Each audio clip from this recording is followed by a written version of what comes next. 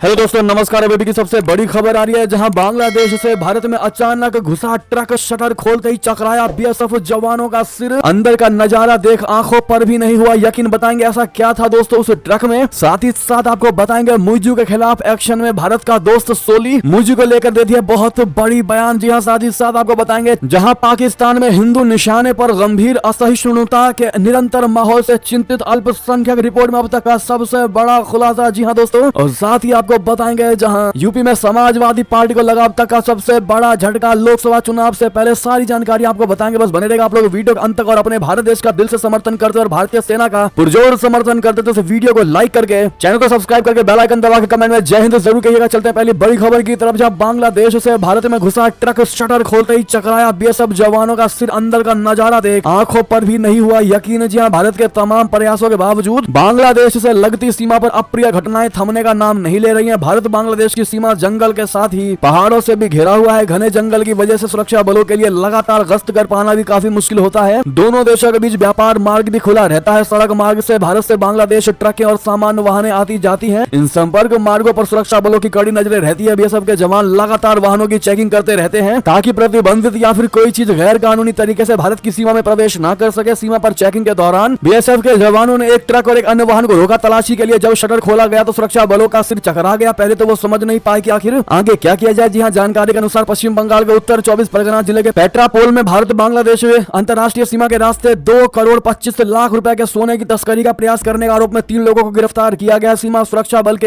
एक अधिकारी ने यह जानकारी दी। सीमा सुरक्षा बल के अधिकारी ने बताया कि जिले में गुप्त सूचना पर अलग अलग घटनाओं पर कार्रवाई करते हुए बीएसएफ कर्मियों ने बांग्लादेश से भारत में प्रवेश करने वाले ट्रकों की तलाशी ली और एक वाहन से 1 करोड़ 58 लाख रुपए मूल्य के 2.5 किलोग्राम सोने के बिस्कुट जब्त किए और 2 लोगों को गिरफ्तार कर लिया। जी हाँ, अगली खबर बता दें, मुइजू के खिलाफ एक्शन में भारत के दोस्त सोली बोले इस तरह तो अपनी आंखें बंद नहीं रख सकते। दरअसल मालदीव में सत्ता पक्ष और विपक्ष के बीच लगातार खींचतान देखने को मिल रहा है। विपक्षी नेता आर्थिक और विदेश नीति को लेकर लगातार मोहम्मद मुइजू पर निशाना साध रहे हैं। मुइजू सरकार के भारत के प्रति कड़े रुख और चीन के लिए झुकाव पर भी विपक्षी नेता ऐतराज जता चुके हैं। भारत समर्थक विपक्षी नेता और पूर्व राष्ट्रपति इब्राहिम मोहम्मद सोली ने एक बार फिर कहा है कि जिस रास्ते पर मोहम्मद मुइजू चल रहे हैं वो ठीक नहीं है, उससे देश का नुकसान होगा। पूर्व राष्ट्रपति इब्राहिम मोहम्मद सोली ने मुइजू सरकार को चेतावनी दी है कि जब देश गलत दिशा में जा रहा है तो आंखें बंद नहीं रख सकते। शनिवार को हिन्नावरू में एक रैली में बोलते हुए सोली ने कहा कि अगर हम साथ मिलकर काम नहीं करेंगे तो हम देश को रसातल में गिरते हुए देख सकते हैं। सत्तारूढ़ पार्टी के नेता पहले भी झूठ बोल रहे थे और आज भी झूठ बोल रहे हैं। जी हाँ, अगली खबर बता दें, मालदीव से ही जुड़ी, जहां चीन के कर्ज से मुश्किल में मालदीव की अर्थव्यवस्था क्या दिवालिया होने की तरफ बढ़ रहा है मुइजू का देश। दरअसल मालदीव इस समय एक गंभीर आर्थिक चुनौती का सामना कर रहा है। मालदीव पर चीन का $3 बिलियन से ज्यादा का कर्ज है। ये कर्ज उसकी वित्तीय स्थिरता के लिए खतरा बना हुआ है। मालदीव लगातार चीन पर निर्भरता बढ़ा रहा है और भारत के साथ संबंधों में खटास आई है। इसका असर क्षेत्रीय होने के साथ साथ आर्थिक भी होता दिखाई दे रहा है। मालदीव के राष्ट्रपति मोहम्मद मुइजू वित्तीय सहायता के लिए चीन पर भरोसा जता रहे हैं, तो वहीं दूसरी तरफ देश के बढ़ते कर्ज के संबंध में अंतर्राष्ट्रीय मुद्रा कोष यानी IMF की चेतावनियां संभावित आर्थिक संकट की ओर इशारा करती हैं और इससे बचने के लिए कदम उठाने की आवश्यकता पर जोर देती हैं। जी हाँ, नेक्स्ट खबर बता दें, यूएई और कतर के पड़ोसी देश ने आखिर भारत से क्यों लिया करोड़ों का गोबर, क्या है वजह आपको बता दें। प्रधानमंत्री नरेंद्र मोदी के संयुक्त अरब अमीरात और कतर दौरे ने पूरी दुनिया का ध्यान अपनी ओर खींचा है। मुस्लिम देशों में भारत की ताकत बढ़ती जा रही है। ओमान हो या सऊदी अरबिया, कतर हो या ईरान, सभी भारत के साथ बड़े बड़े समझौते कर रहे हैं। लेकिन आपको एक और मुस्लिम देश कुवैत के बारे में बताते हैं। कुवैत कुछ समय से भारत के साथ ऐसा व्यापार कर रहा है जो आपको हैरान कर देगा। जी हाँ, कुवैत भारत से लाखों किलो गोबर खरीद रहा है। भारत लगातार कुवैत को गोबर बेचे जा रहा है। कुवैत के कृषि वैज्ञानिकों ने खजूर की खेती में गाय के गोबर को बहुत फायदेमंद पाया है। खजूर की फसल पर इसके सकारात्मक असर देखने पर गोबर की मांग बढ़ी है। इसके बाद कुवैत ने भारत से गाय का गोबर आयात करने का फैसला किया है। इससे पहले वैश्विक खाद्य संकट के बीच कुवैत ने भारत से गेहूं भेजने का अनुरोध किया था। अब कुवैत ने अपने देश में खजूर की फसल को बढ़ाने के लिए भारत से लाखों किलो गोबर खरीदना शुरू कर दिया है। जी हाँ, नेक्स्ट खबर बता दें, पाकिस्तान में हिंदू निशाने पर गंभीर असहिष्णुता के निरंतर माहौल से चिंतित है अल्पसंख्यक। जी हाँ, रिपोर्ट में यह सबसे बड़ा खुलासा हुआ है। आपको बता दें, हाल ही में पीटर विंटर ने विभिन्न धार्मिक पृष्ठभूमि वाले कई पाकिस्तानियों से बात की जो स्पष्ट कारणों से गुमनाम रहना चाहते हैं। वे देश में व्याप्त गंभीर असहिष्णुता के निरंतर माहौल से चिंतित है, जहाँ इस्लाम की कट्टर व्याख्या राजनीति के साथ मिलकर सभी धार्मिक अल्पसंख्यकों पर अत्याचार करती है। पाकिस्तान में ईसाई, हिंदू, सिख और शिया और अहमदी संप्रदाय के मुसलमान मानदंडों के उस सेट के डेमोक्रेट्स के तलवार के नीचे रहते हैं जिन्हें आमतौर पर ईशनिंदा कानून के रूप में जाना जाता है। कई लोग ऐसी स्थिति से खतरा महसूस करते हैं जो स्पष्ट रूप से कभी नहीं सुधरती, भले ही कभी कभी बेहतर संकेत दिखाई देते हैं। उदाहरण के लिए अहमदी वास्तव में इस बात से भी डरे हुए हैं कि उन बेहतर संकेतों का कुछ बाहरी शत्रुता पूर्ण ताकतों द्वारा सतही या वैचारिक रूप से शोषण किया जा सकता है। ये बताने के लिए कि आखिरकार स्थिति उनकी बुरी बुरी नहीं है। अगली खबर आपको बता दें, पोखरण में इंडियन एयरफोर्स का शक्ति प्रदर्शन, राफेल, अपाचे, प्रचंड मिसाइल समेत 120 विमानों से देखी भारत की ताकत। जी हां, भारतीय वायुसेना ने 17 फरवरी शनिवार को पोखरण फायरिंग रेंज में अभ्यास वायु शक्ति 2024 के दौरान अपनी शक्ति का प्रदर्शन किया। वायुसेना ने इस दौरान अपनी युद्धक और प्रहार क्षमता दुनिया को दिखाया। इसके साथ ही लड़ाकू विमान राफेल की भी इस अभ्यास में शिरकत देखने को मिली। इसके अलावा प्रचंड और अपाचे हेलीकॉप्टर भी पहली बार अभ्यास का हिस्सा बने। बता दें कि पोखरण फायरिंग रेंज राजस्थान में भारत पाकिस्तान सीमा के नजदीक है। शाम और रात के वक्त 2 घंटे 15 मिनट तक यह अभ्यास चला। इसमें लगभग 120 विमान हेलीकॉप्टरों ने हिस्सा लिया। पिछली बार यह अभ्यास 2019 में आयोजित किया गया था। जी हां दोस्तों, अभ्यास की theme lightning strike from the sky थी। इसको ध्यान में रखते हुए Rafale, SU-30 MKI, MiG-29, Miraj 2000 और तेजस सहित फ्रंट लाइन फाइटर जेट्स ने अपनी घातक और सटीक निशाने के साथ जमीन और हवा में दुश्मन के ठिकानों पर हमला कर उन्हें नष्ट कर दिया। जी हां, नेक्स्ट खबर बता दें, चीनी सेना के 20 लाख सैनिक 500 परमाणु बम दुनिया पर राज करना चाहते हैं। जिनपिंग सामने आया पूरा प्लान। बता दें, चीन लगातार अपनी सैन्य ताकत को बढ़ा रहा है। चीन ने एक विशाल सेना का निर्माण किया है जो अब दुनिया के लिए बहुत बड़ा खतरा बन सकता है। जी हां, द सन की रिपोर्ट के अनुसार बीजिंग अपनी सेना और परमाणु ताकत के जरिए वैश्विक प्रभुत्व की तलाश में है। माओ से तुंग के बाद चीन के सबसे शक्तिशाली नेता कहे जाने वाले शी जिनपिंग की कम्युनिस्ट सरकार ने नए हथियारों के लिए अरबों डॉलर खर्च किए हैं। यूके के international institute for strategic studies के अनुसार पिछले साल चीन का रक्षा बजट 175 बिलियन पाउंड यानी 18,30,000 करोड़ रुपए था। जी हां दोस्तों, चीन के पास 20 लाख से अधिक सक्रिय कर्मियों के साथ दुनिया की सबसे बड़ी सेना है जो अमेरिका से करीब 7 लाख ज्यादा है। रिपोर्ट के मुताबिक चीन के पास अब 500 परमाणु हथियार हो सकते हैं। इनकी संख्या बढ़ाने के लिए अभी भी काम जारी है। अमेरिका और रशिया दोनों के पास 5000 से अधिक परमाणु हथियार है, लेकिन विशेषज्ञों का मानना है कि अधिक हथियार विकसित करने के लिए बीजिंग की धन लगाने की क्षमता का मतलब कोई छिपा हुआ खतरा है। नेक्स्ट खबर बता दें, नवाज शरीफ की